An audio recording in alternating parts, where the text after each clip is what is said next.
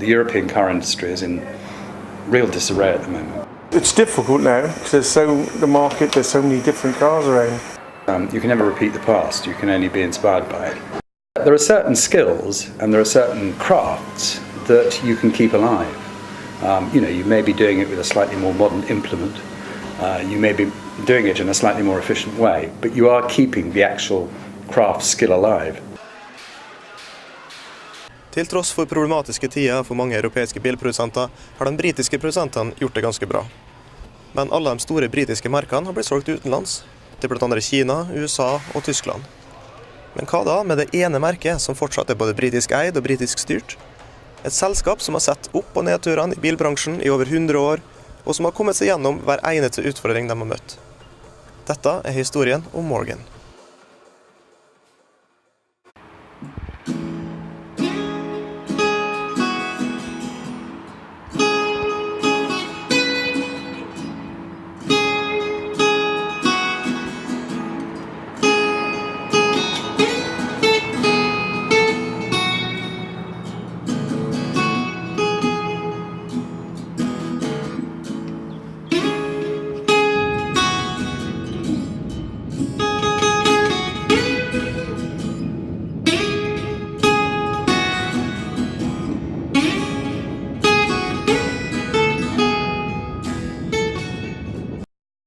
I nydelige Malvern vest i England har Morgan produsert biler i over et århundre.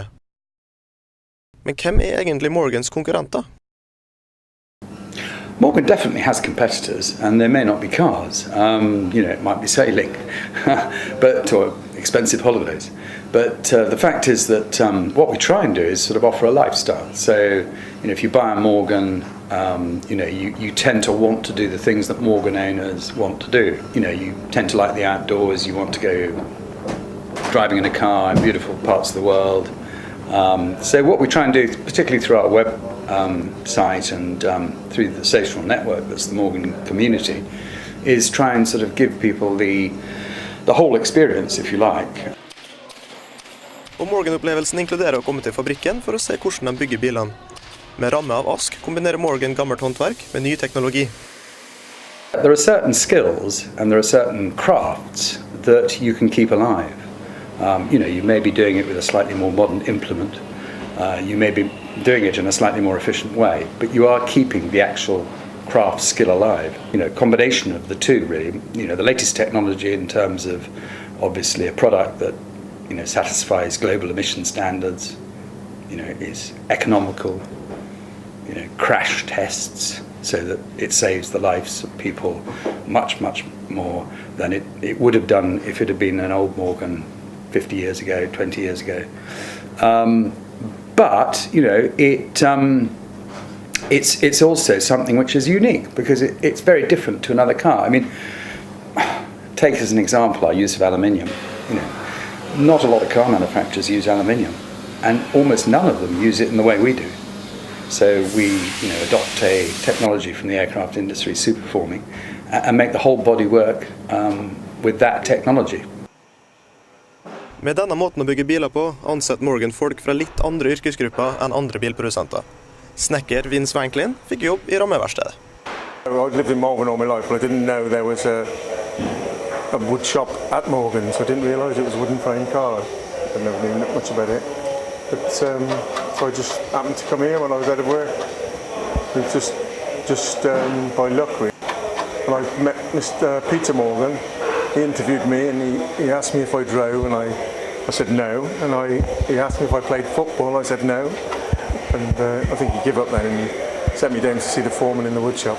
And the foreman was just going to lunch, so he didn't have much time. So he just said, what do you want to do? Do you want to work in the mill or work on the bench? I said, work on the bench. He said, come in Monday, and that was basically it.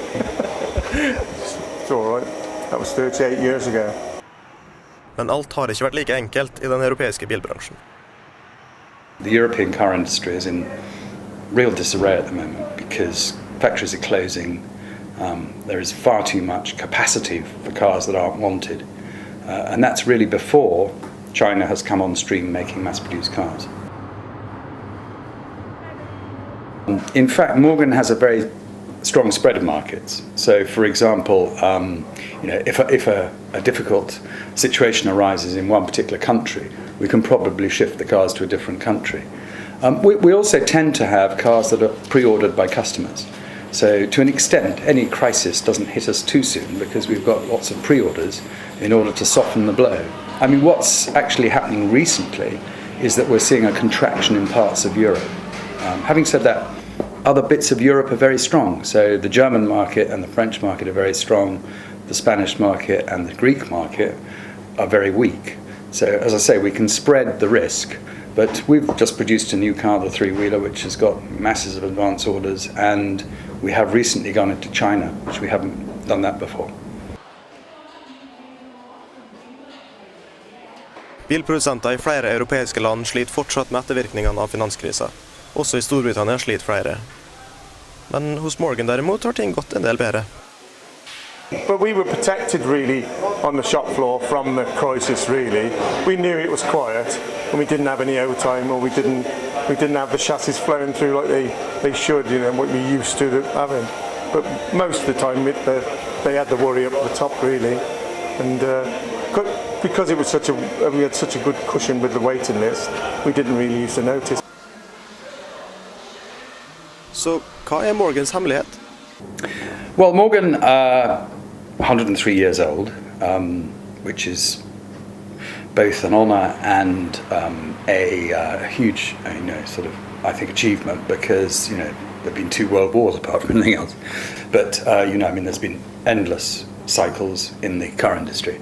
But we've achieved, I think, a sort of longevity through probably 2 reasons, really. One is that we've always had products that people want to buy, and actually all around the world.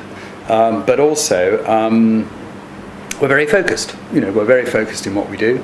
Very small team, but we don't overstretch ourselves, and we get an awful lot done for a small amount of resource. Utrolig nok har Morgan klart å øke salg og produksjon hvert eneste år i løpet av finanskrisa. In fact, we have increased production by a very large sum. Last year, I think we doubled our production. And of course, we've hired extra people to do that. So 20 people were taken on in 2012 to build the three-wheeler. The markets we're not in are the other very large population centres, so India, Brazil, South America. You can't do everything at once if you're a small company. So we're concentrating on China first, and making a success of that before we go into the other very large and very growing markets.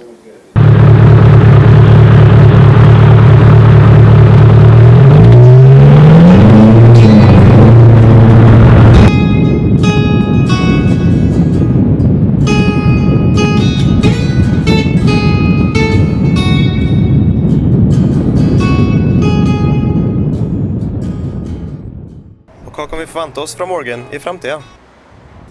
I think the future is very bright for Morgan. I think we have cracking cars. I think all 3 models, the Aero Coupe, to a certain extent the Plus 8, which is a version of that, the classic Morgans, and the three-wheeler. They're all products that really are very exciting to own and still hold their value well.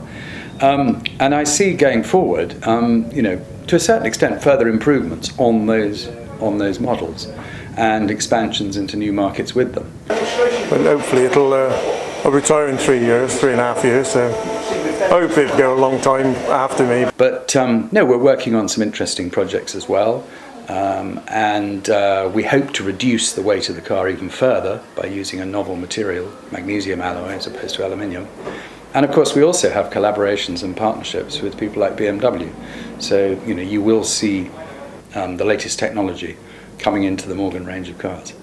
It's difficult now because there's so many different cars around, and so it is difficult. So hopefully it lasts forever.